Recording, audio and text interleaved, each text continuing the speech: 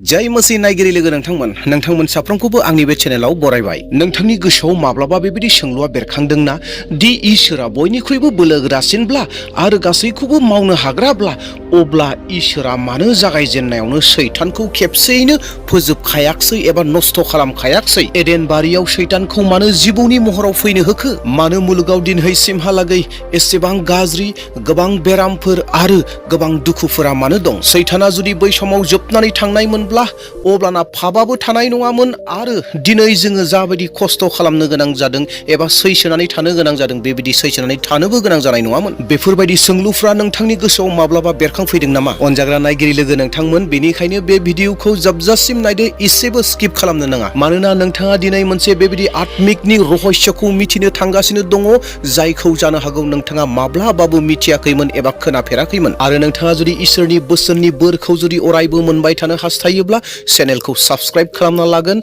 जेन फैबाय थानाय समाव मोनसेबो भिडिअआ नोंथांनिफ्राय जेन मिस जानानै थाङा। दे अब्ला नायगिरि लोगो नोंथांमोन, जों रहस्यनि फारसे आवगायलांदोनि। इसोरा सैतानखौ आवगायावनो मानो फोजोबखायाखसै? Why did not God kill Satan early?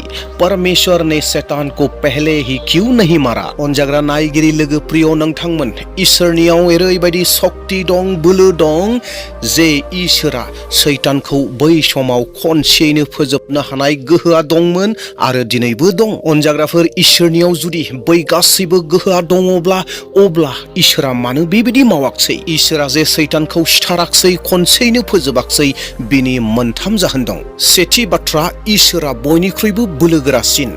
God's sovereignty, इसोरा रावखौबो गिया। नंगौ, सैताना अरायबो इसोरनि बिरुद्धि एबा इसोरनि उल्थायै थाग्रा, नाथाय सैताना माब्लाबाबो इसोरबादि समान जानो हाया। जायखौ जों सैतान होननानै बुङो बियो सोरजि जानायसो, क्रिएटेड बिइंसो, नाथायब्ला इसोरा मा? बे जाहैबाय सोरजिगिरि, सोरजिग्रा। अनजाग्राफोर, इसोरा सैतानखौ बेनिखायनो फोजोबाखै एबा सिथाराखसै दि जे बे सैतान थानायावबो इसोरनि जिथु प्लान पलिसिफोर दङ, खामानिफोर दङ, बै खामानिफोराव सैताना जेबो बाधा होनो हाया एबा जेंना लाबोनो हाया। इसोरा जे बयनिख्रुइबो देरसिन गेदेरसिन बेखौ दिन्थिनो थाखाय इसोरा सैतानखौ दोनबाय। सैतानखौ इसोरा मानो जागायजेननायावनो फोजोबासै? बिनि नैथि जाहोन बे जादों जाहैबाय उदांस्रि गोसो होनाय। अनजाग्रा प्रिय नायगिरि लोगो नोंथांमोन, इसोरा सोरगोनि आरफ आरो जों मानसिफोरखौ माबा मोनसे रबटफोर बायदि सोरजियाखै जेरावहाय माबा मोनसे सुइच थुनानै होब्लासो, माबा मोनसे कामान होब्लासो खामानि मावनो थाखाय बे टाइपनि इसोरा सोरगोनि आरफखौ आरो मानसिखौ सोरजियाखै। बियो आरफफोरनो आरो जोंनो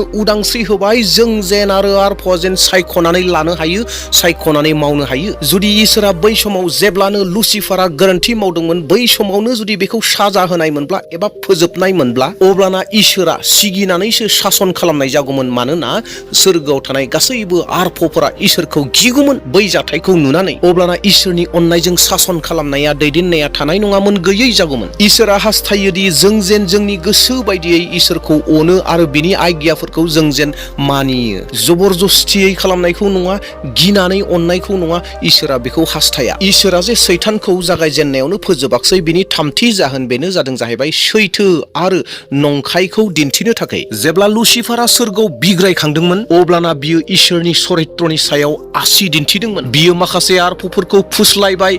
इसोरा गोबां रागा गोरा, इसोरा मोजाङै दैदेनाखै, इसोरनि सासना गाज्रि सासन होननानै बियो फुस्लायबाय। जुदि बै समाव इसोरा सैतानखौ लोगो लोगोयैनो फोजोबनायमोनब्ला अब्लाना आद्रा थानाय जि सोरगोनि आरफफोर दङमोन बिसोरनि गोसोआव गिनाया थागौमोन आरो बिसोरनि गोसोआव मोनसे ओरै साननाया फैगौमोन जे इसोरा गाज्रियै बाहायदों एबा इसोरा गावनि गोहो बोलोखौ गाज्रियै बाहायदों होननानै सानगौमोन। अनजाग्राफोर, बिनिखायनो इसोरा सम होबाय जे गासै मुलुगनि, गासै बुहुमनि मानसिफोरा जेन मिथियो जे सैताननि लामाया गाज्रि लामा, जोबस्रांनाय लामा आरो इसोरनि लामाया सैथो लामा, जिउनि लामा।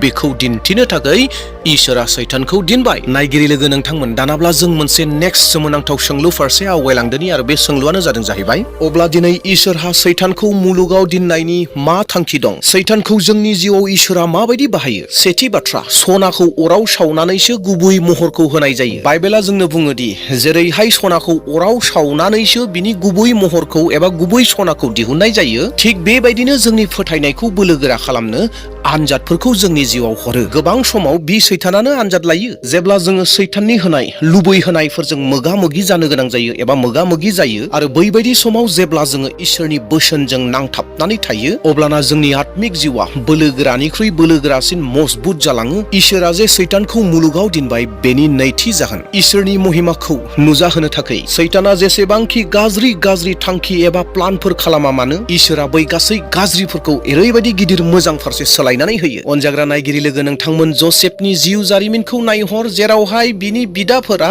जाबायदि गाज्रिखौ मावदोंमोन, नाथाय इसोरा बै गाज्रिनिफ्रायनो मिसर हादराव जसेफखौ सासे प्रधान मन्त्रिसो बानायनानै हैबाय एबा खालामबाय। बयनिख्रुइबो गिदिरसिन एग्जाम्पल एबा उदाहरणानो जादों जाहैबाय बै क्रुस। अनजाग्राफोर सैताना मा होननानै सानदों मिथिगौना? बे जादों जाहैबाय आङो जिसु ख्रिस्टखौ क्रुसाव होनानै फेजेनबाय होननानै सैताना सानदों। नाथाय बै क्रुसनि गेजेरजोंनो गासै मुलुगनि मानसिफ्रा बासायजानायनि लामाखौ जारियाखौ मोनबाय। सैताननि मोनफ्रोमबो साल, बै मोनफ्रोमबो साल गाज्रि सालनि गेजेरजों इसोरा गिदिर गिदिर खामानि मावदों, सोमोनांथाव खामानि मावदों आरो महिमाया बेरखांदों, नुजादों। इसोरा सैतानखौ मुलुगाव दिननायनि थामथि जाहोन बेनो जादों जाहैबाय सैथो फोथायारिखौ सिनायनो थाखाय। अनजाग्रा नायगिरि लोगो नोंथांमोन, बे मुलुगाव मोजां बेगरजों लोगोसे देट मिन्स जाजाग्रा बेगरजों लोगोसे गाज्रि बेगराबो लोगोसेयैनो बांबोगासिनो दङ। सैतान थानायाव बेखौ रोखा खालामनो हायोदि जे सोर थारैनो इसोरखौ नागिरगासिनो दङ आरो सोर ओरैनो दिन्थिफ्लादों। मानोना जायानो जोबथासिम सैथोजों गसंथानानै थानो हागोन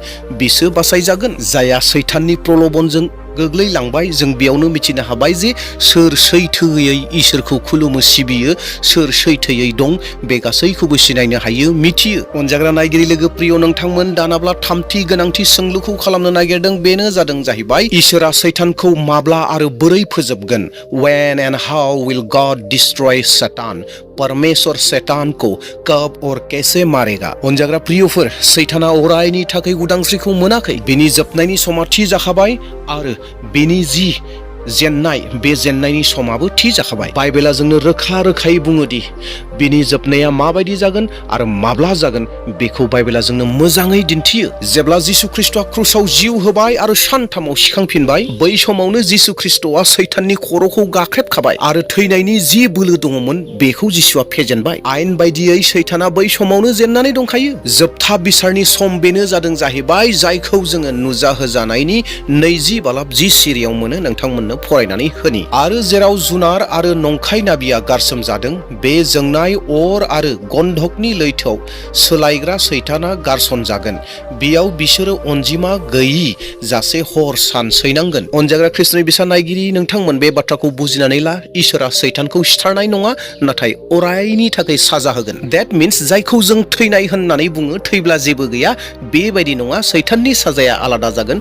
बिखौ खनसेयैनो सिथारनानै फोजोबनाय, जेबो बुजियै जेबो रोङै बेबायदि नङा, नाथाय सैतानखौ थर गोनां खालामगोन आरो बियो गासै अरायनि बै लैथो, अरनि लैथोआव जोंबाय थानाय अराव अरायबो गाबख्रावनो गोनां जागोन, खस्थ'आव थानो गोनां जागोन, दुखुआव थानो गोनां, ताराब ताराब थानो गोनां जागोन। बेबायदि साजाखौसो बै सैताना मोनगोन। आरो जेब्ला सैतानखौ बै जायगायाव दोननाय जागोन, सैताननियाव जेबो गोहो थानाय नंबावलिया।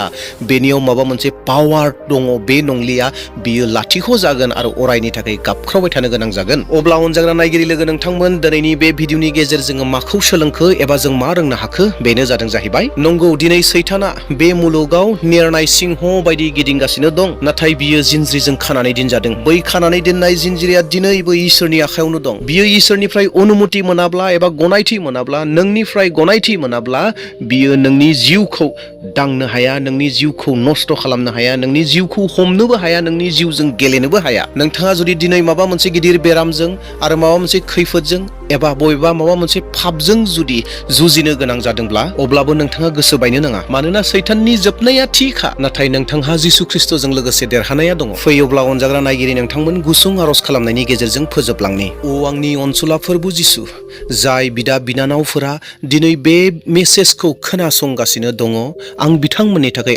आर'ज खालामो बिसोर साफ्रोमनोबो सैताननि बै आनजादनिफ्राय रैखाथि हो आरो सैताननि मोनफ्रोमबो लुबैहोनायनिफ्राय रैखाथि हो बिसोरनि फोथायनायखौ बोलोगोरा खालाम बे बोसोननि गेजेरजों बिसोर जेन गोबां बोरखौ मोनथोंसै जिसुनि मुङाव बिबाय आमेन। अनजाग्रा नायगिरि लोगो नोंथांमोन बे भिडिअखौ नायनानै एबा बे बोसोनखौ खोनासंनानै नोंथाङा जुदि बोर मोनबायब्ला आरो माबा मोनसे बाथ्राखौ जुदि गोदानै सोलोंनो हाबाय होननानै नोंथाङा सानदोंब्ला मोनसे लाइकखौ होदो आरो लोगोसेयैनो नोंथांनि न'खरनि मानसिफोरनो आरो लोगोफोरनोबो बे भिडिअखौ शेयार खालामनानै हरदो आरो जायफोरा चेनेलाव गोदान फैदों दिनै नोंथांमोना आंनि चेनेलखौ साबस्क्राइब खालामना लादो जेन सानफ्रोमबो नोंथाङा बेबायदिनो इसोरनि बोसोनखौ जेन खोनासंबाय थानो मोनो आरो लोगोसेयैनो कमेन्ट बक्सआव थांनानै एबा कमेन्ट सेक्सनाव थांनानै आमेन होननानै लिरनानै इसोरखौ बाख्नायदो इसोरा नायगिरि नोंथांमोनखौ गोबांनिख्रुइ गोबां बोर होथोंसै लोगो मोनफिनबावगोन उननि समाव may God bless you all thank U.